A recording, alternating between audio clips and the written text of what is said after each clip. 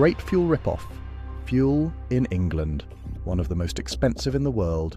Get ready to be shocked by how much tax is being taken. We are being taxed to the hilt, driven to the brink and ignored by this government. Workers in England are being fleeced at the pump, not by oil companies, not by global markets, but by the British government. Every time you fill up your car, you are not just buying fuel, you are paying the British government. Around 57% of the pump price is tax. Fuel duty, 52.95 pence per litre. VAT at 20% is then applied on top of that duty. Yes, that is correct. You are paying tax on a tax. At current prices, approximately 75 pence in every £1 goes straight to the Treasury. This is not a side issue.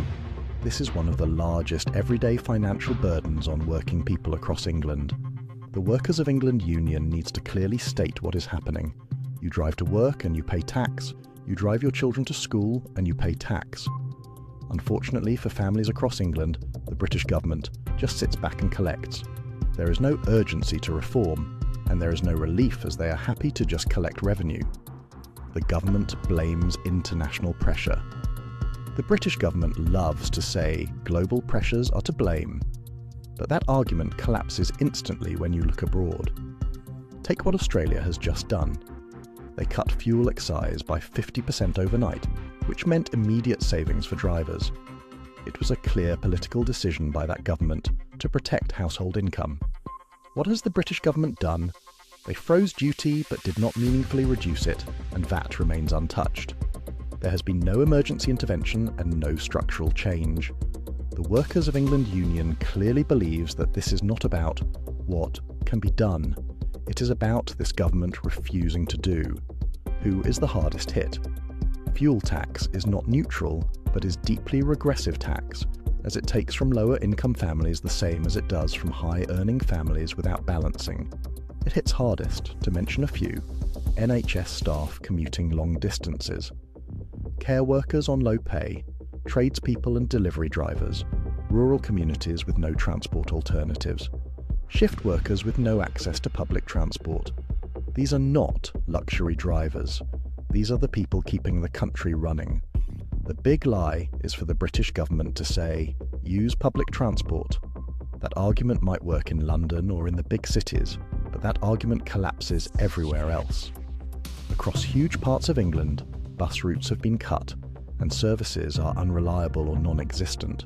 Public transport costs are rising, and rural transport is collapsing. You cannot tell people to drive less when you have systematically removed the alternative. Let the Workers of England Union be blunt. The British government has created a system where you must drive, but you can't afford to drive. Why? Because the British government profits.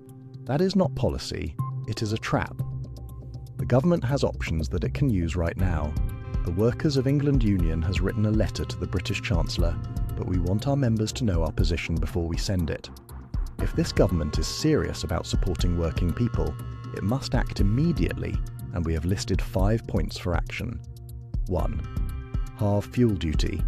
Follow the Australian model. Deliver immediate relief. 2. Remove VAT on fuel.